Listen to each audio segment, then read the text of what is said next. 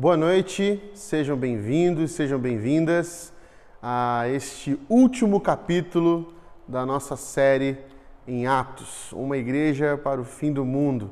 Essa série que o Fly abordou durante todo esse tempo aí da pandemia e que a gente passou pelo livro de Atos, por todos os 28 capítulos de Atos, chegando agora ao final. Vamos hoje ler um trecho da palavra de Deus aqui no capítulo 28 do livro de Atos e vamos encerrar hoje nossa jornada por esse livro fabuloso, fantástico, que nos ensinou tanto sobre essa igreja que nasceu no fim do mundo, digamos assim, e que nos ensina hoje a viver os fins do mundo que a gente vem atravessando ao longo da nossa história.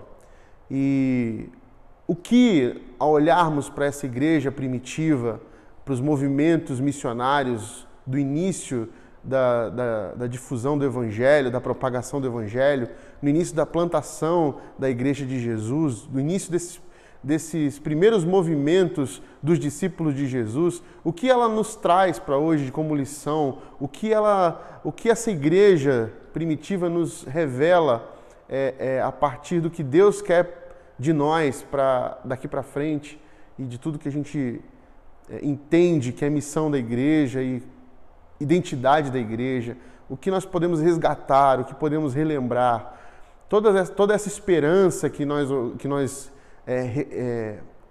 resgatamos no livro de Atos, ela encontra no nosso coração hoje sentido, encontra relevância para que a gente saiba quem a gente é e para onde a gente vai. Por isso é importante, tempos em tempos, revisitar a nossa essência, revisitar onde tudo começou, como tudo começou. E o livro de Atos fez isso conosco, nos trouxe essa reflexão e nos proporcionou momentos de esperança e nos ensinou sobre coisas que a gente ainda não havia percebido nesse relato do autor Lucas, do historiador Lucas, sobre os atos dos apóstolos, as primeiras atitudes, os primeiros movimentos dos discípulos de Jesus. Então abra sua Bíblia no capítulo 28 do livro de Atos, o último capítulo, e eu quero ler um trecho que começa ali no versículo 17, Atos 28, 17.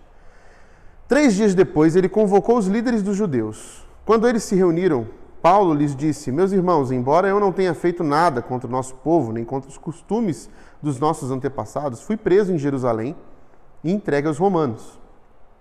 Eles me interrogaram e queriam me soltar, porque eu não era culpado de crime algum que merecesse pena de morte. Todavia, tendo os judeus feito objeção, fui obrigado a apelar para César, não, porém, por ter alguma acusação contra o meu próprio povo.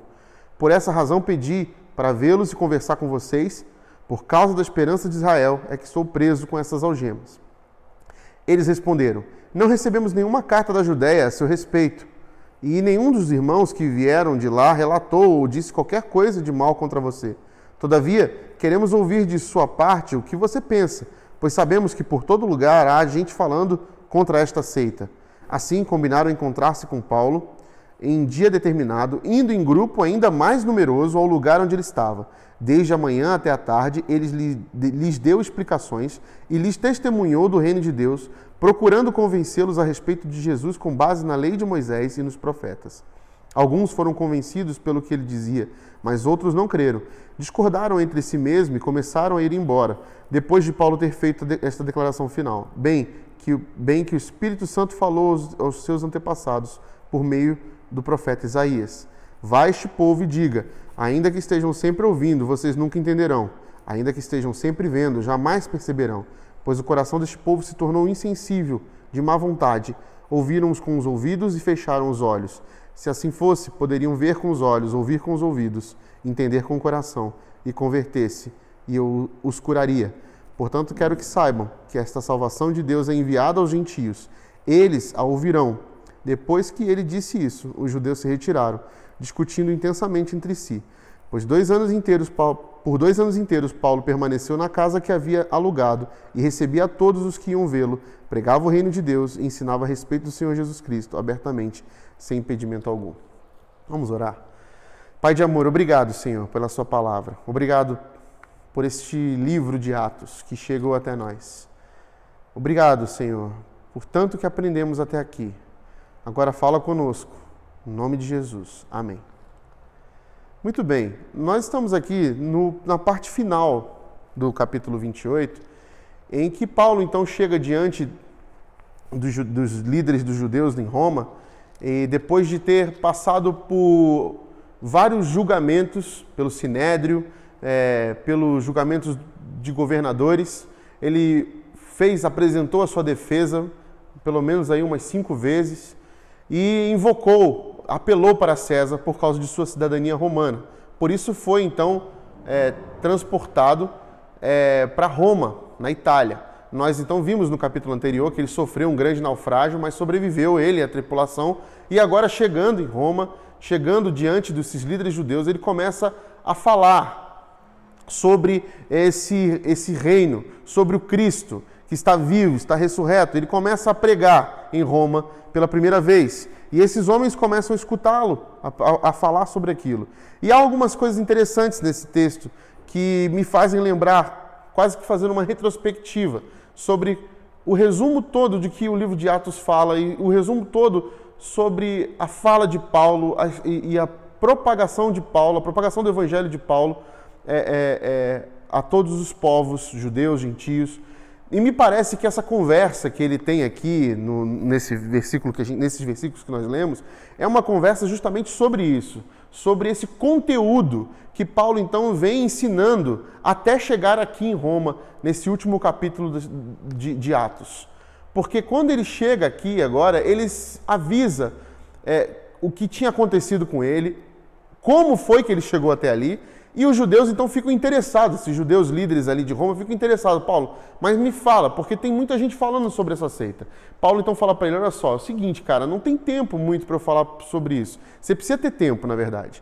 Você precisa ter bastante tempo. Você tem tempo? Os caras, não, vamos marcar. E eles marcam então. E marcam esse dia nessa casa que Paulo estava. Paulo teve permissão para responder em liberdade, muitas aspas aí nesse em liberdade. Ele tinha autorização para ficar sob a custódia de um soldado. Então, o soldado romano ficava na casa dele, observando ele, é como se fosse um cárcere privado, né? Ele ficava em casa, numa casa que ele alugou, e ali havia soldados romanos que ficavam vigiando ele até que ele fosse ao julgamento de César, até que César pudesse atendê-lo e fizesse seu julgamento. E nesse lugar que Paulo ficava em Roma, alugado, ele tinha essa liberdade de falar sobre o que ele gostaria de falar. Ali ele marca então com esses judeus. E aí, nesse dia, além dos judeus que haviam falado com ele logo de cara, foi um número ainda muito maior. Foi bastante gente querendo ouvir sobre essa tal seita que Paulo estava pregando. E Paulo então fala com ele, pergunta se ele tem tempo justamente por causa disso, porque eles ficam ali, diz a Bíblia, desde a manhã até a tarde, dando explicações, e lhes testemunhou do reino de Deus. Isso é uma outra fala muito interessante, porque o que me parece, ao longo da Bíblia, você vai percebendo isso, que há uma mensagem central na Bíblia inteira. Essa mensagem central, ela tem como protagonista Jesus Cristo.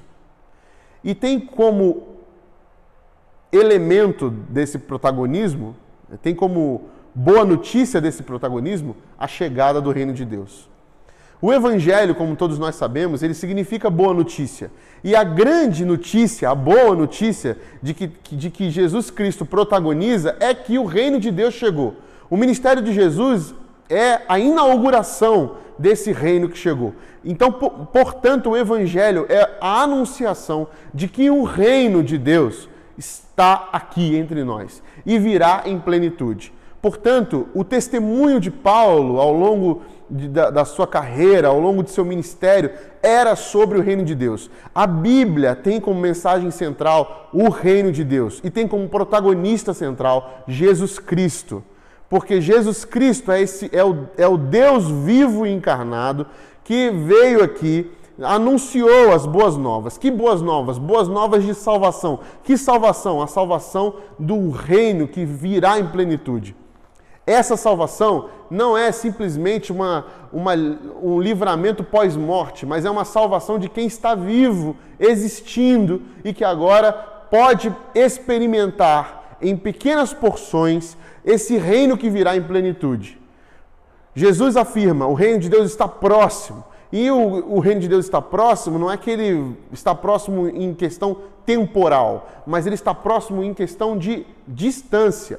Ele está próximo, está acessível. Ele é acessível a você. Você pode chegar e tocá-lo, você pode vivê-lo, você pode vivenciá-lo. Esse é o testemunho de Paulo, essa é a boa notícia de Paulo. Quem dá uma boa notícia, dá uma notícia alegre, ou seja, vocês pensam que só existe esse reino de César, vocês acham que este mundo está entregue ao reino da tirania de César.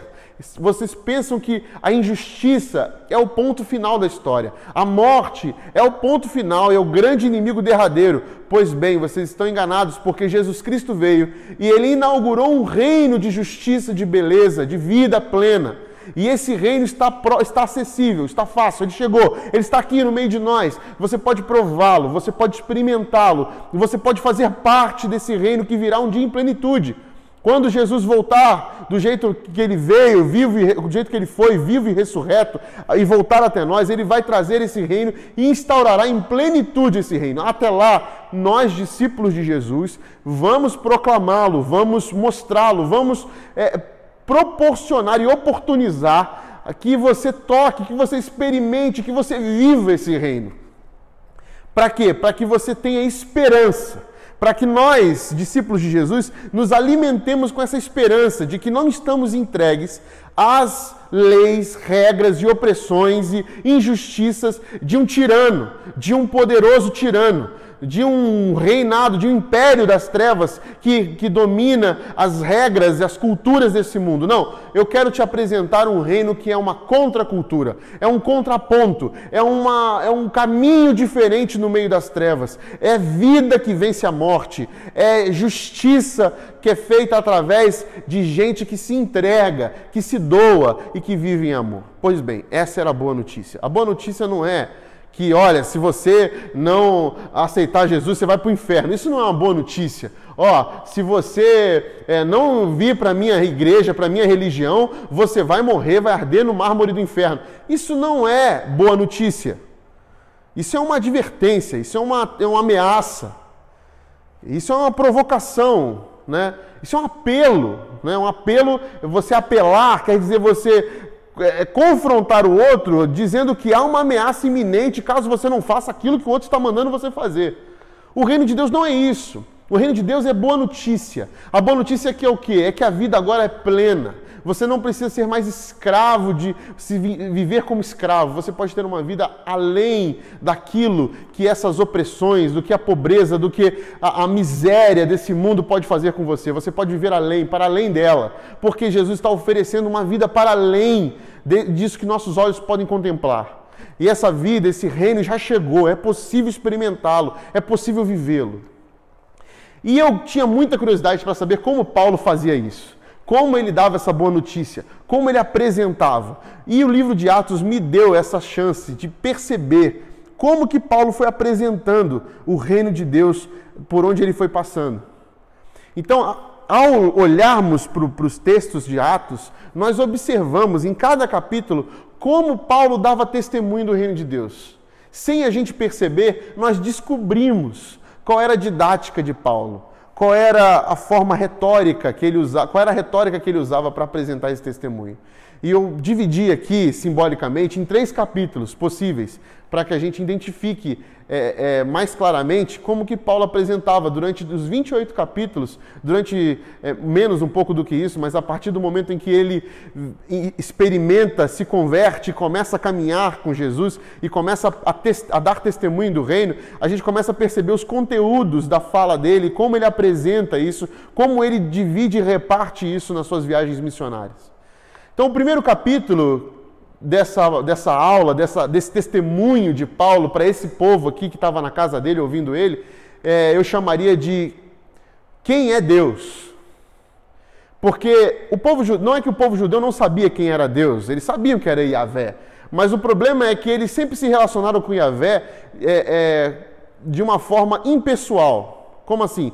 Eles não se relacionavam com o Yahvé, com o grande eu sou, eles se relacionavam com o seu poder.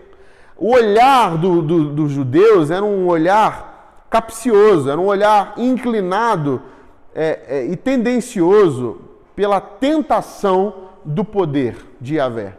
Porque foi assim a história deles. A história sempre foi contada pelos judeus e pela lei mosaica, pelo Pentateuco e pelos profetas, de um Deus que trabalha, mas que vence as batalhas do seu povo. De um Deus poderoso, mais poderoso do que os reinos e reis de outras nações, mais poderoso do que os deuses de outras nações. Ele esmaga os seus inimigos, ele tem essa força, esse poder. Então os judeus se acostumaram a se relacionar com o poder de Deus.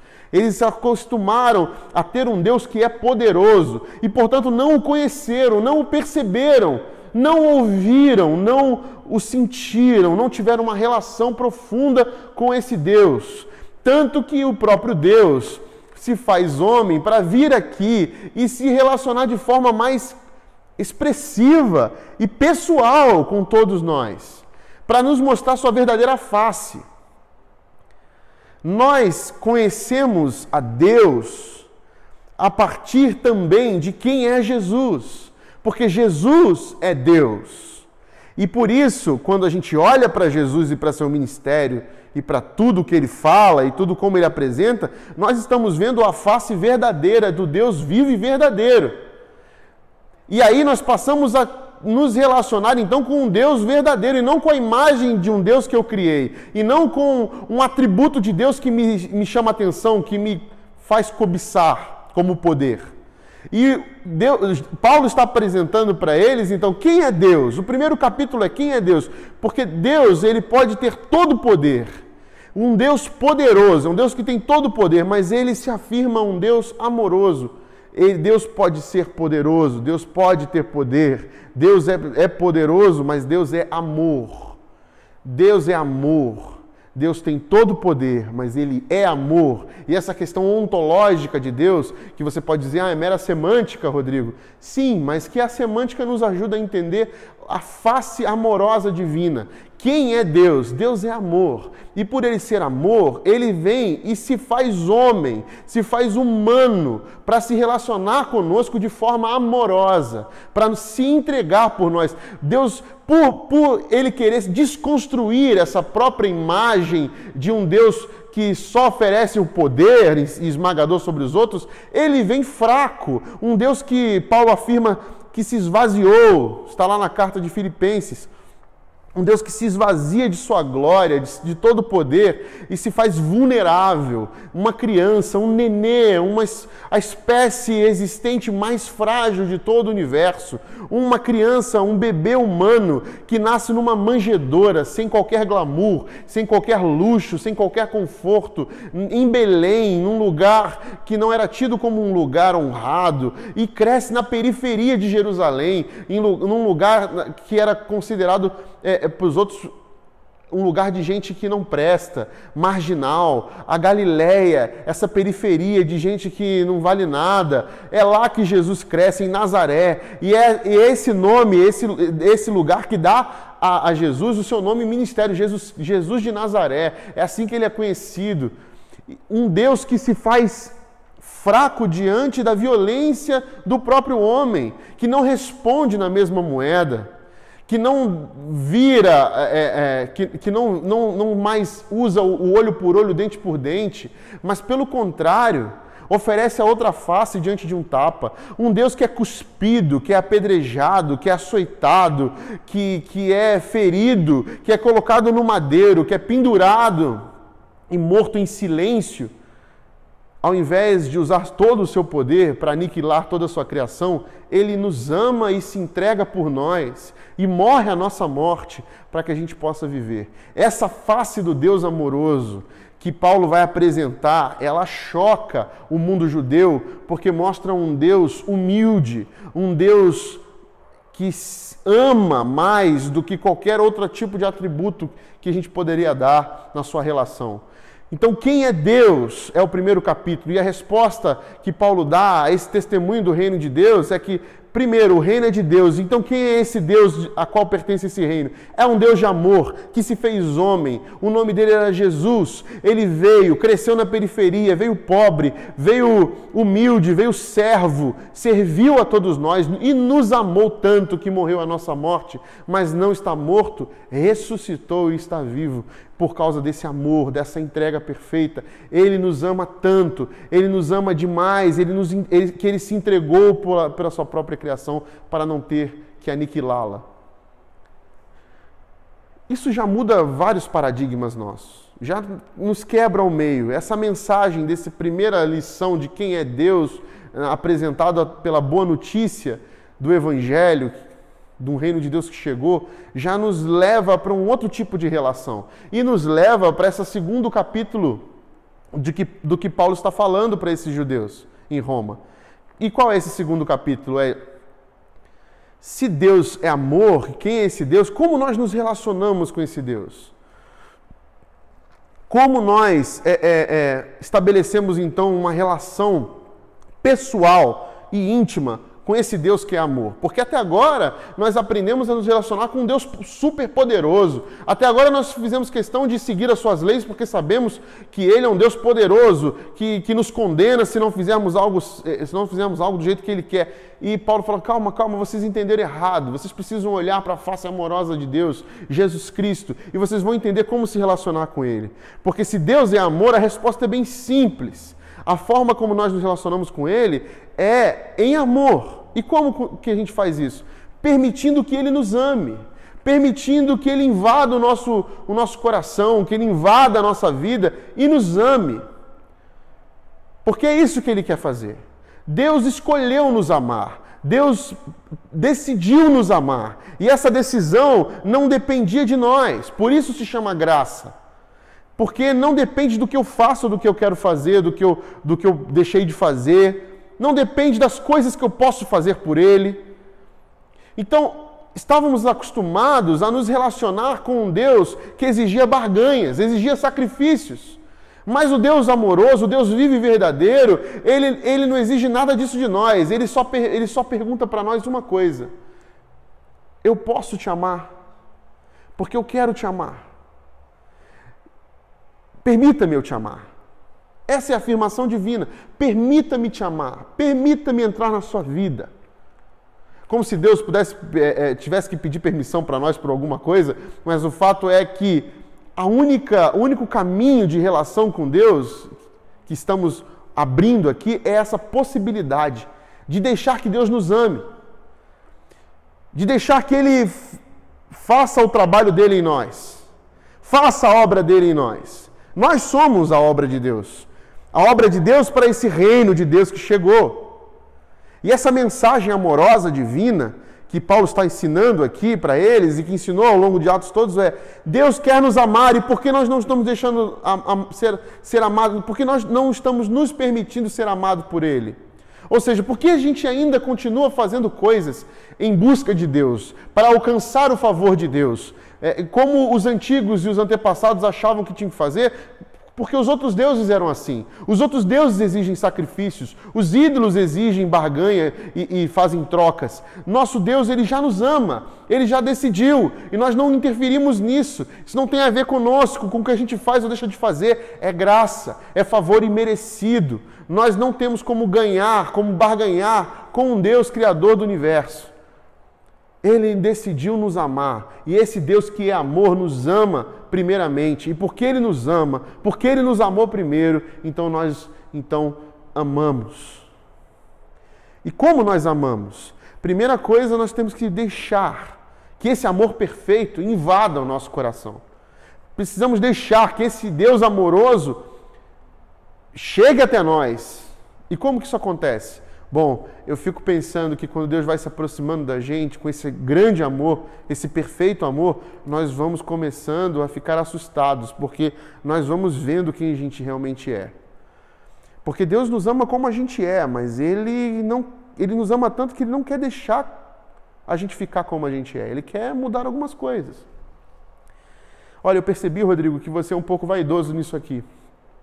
Deixe-me cuidar de você nessa área, deixe-me mexer nisso aqui.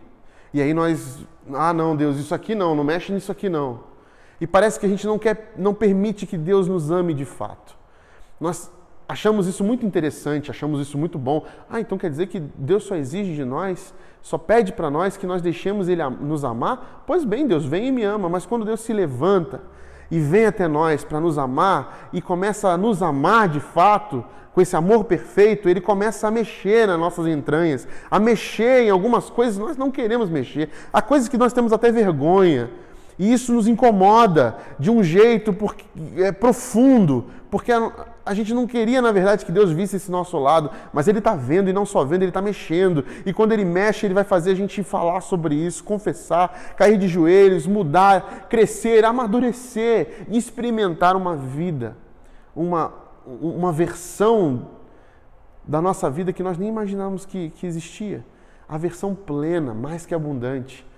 E nós percebemos que nós tínhamos uma sobrevida. Mas agora que o reino de Deus chegou, e o reino de um Deus amoroso, que nós não estamos acostumados, porque nós estamos mais acostumados e crescemos numa cultura de opressão, numa cultura que exalta os poderosos, os campeões.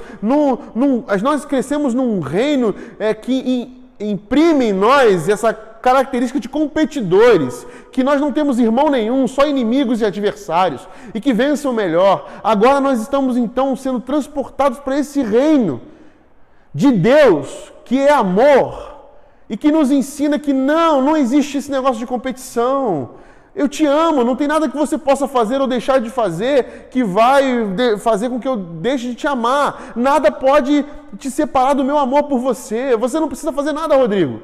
Eu é que quero fazer em você. Eu é que quero mudar você. Eu é que quero transformar sua vida em algo mais, em algo que vai transcender aquilo que você um dia imaginou, porque os sonhos que eu tenho para você são maiores, os caminhos são mais altos. Eu é que sei os pensamentos que tenho para você, Rodrigo.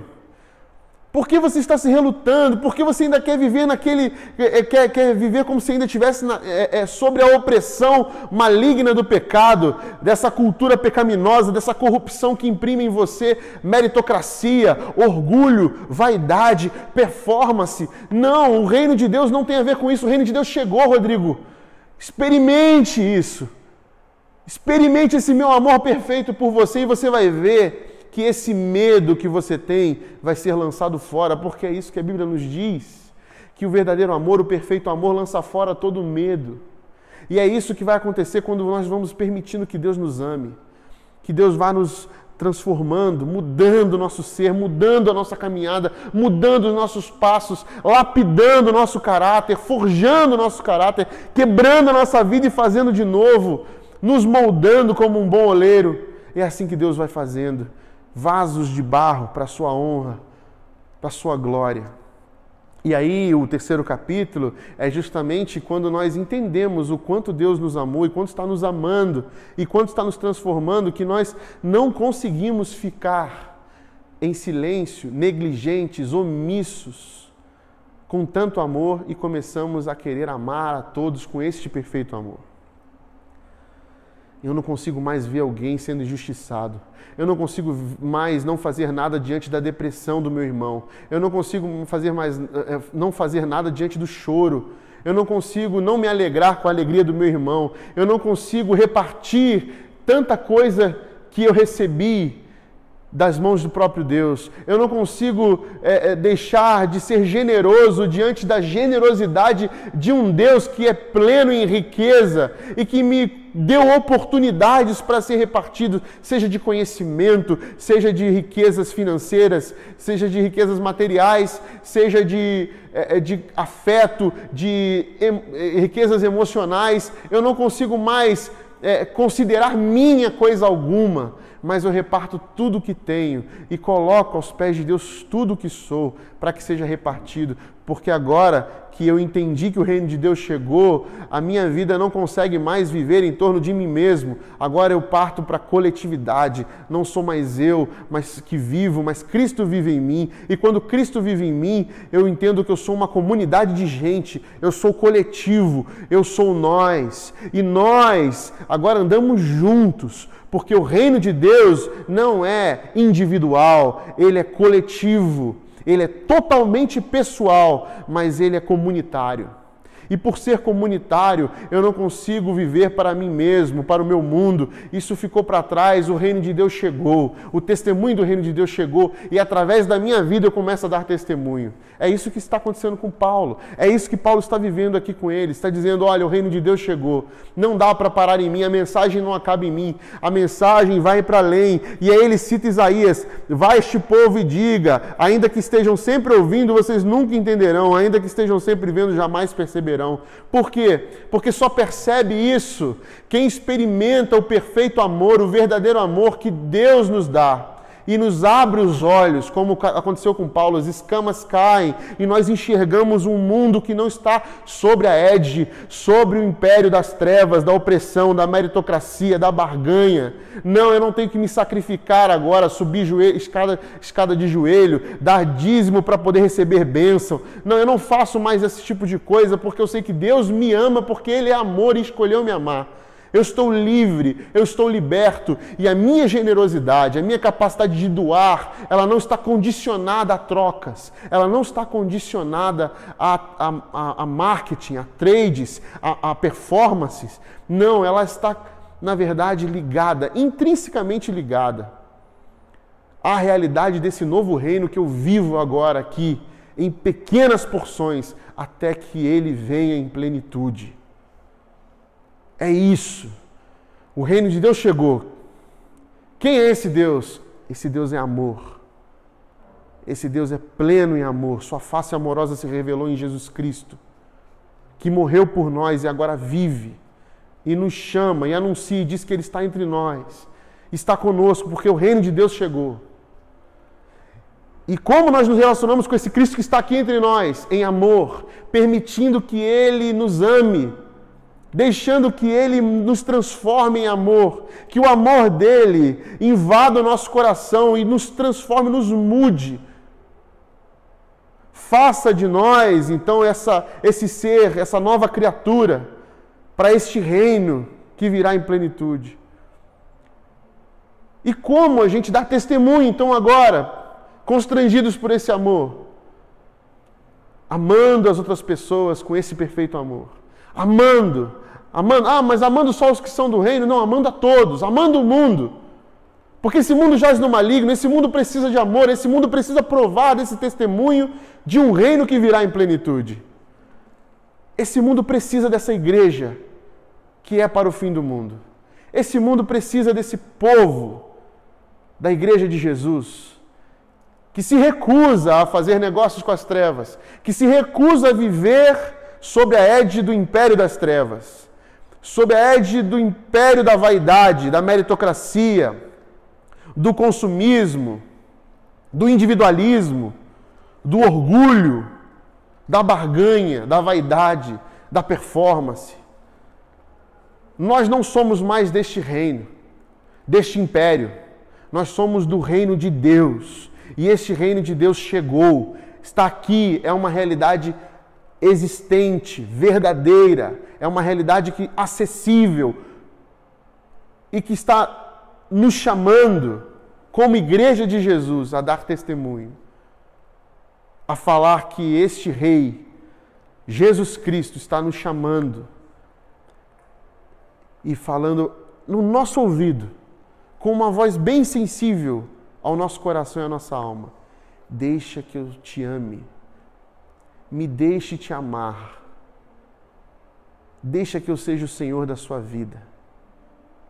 E quando a gente permite que esse Deus amoroso invada nosso ser, a gente finalmente dá testemunho do reino de Deus.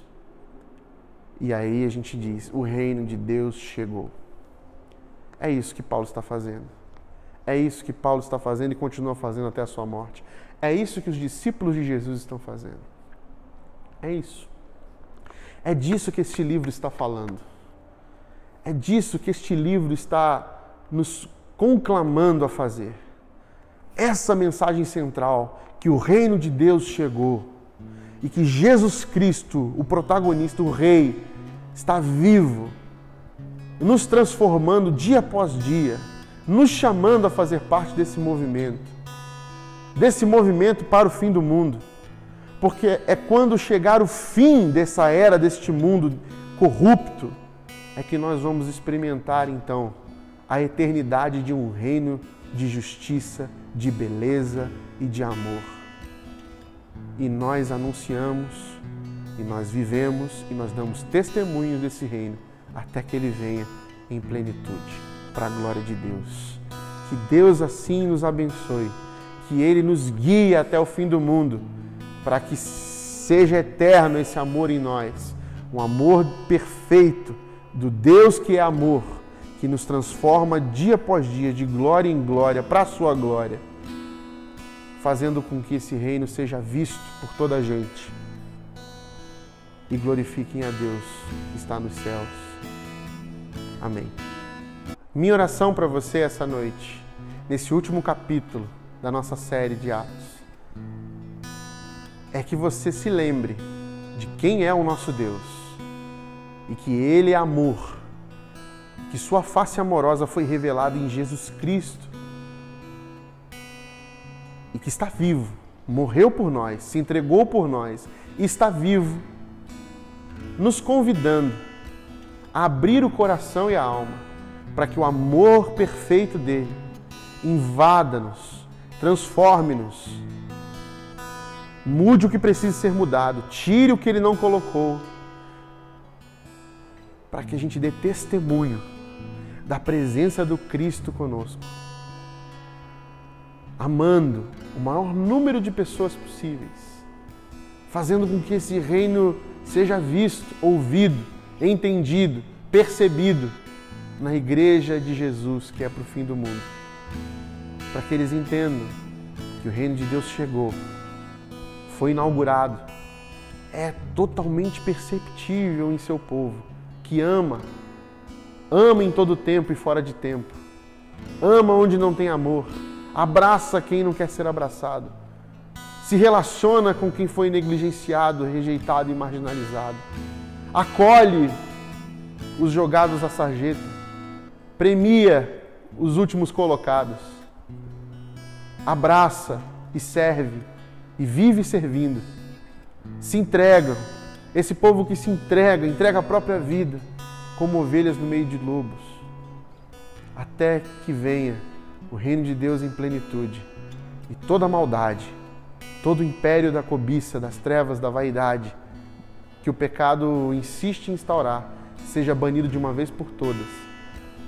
E não mais se ouça o ranger dos dentes, não mais se veja as lágrimas, se enxugue todas elas e a gente só consiga cantar e glorificar o Rei Jesus, nosso Deus de amor, que nos enche de esperança todos os dias, para sermos essa igreja aqui e agora, para toda a eternidade, até o fim do mundo.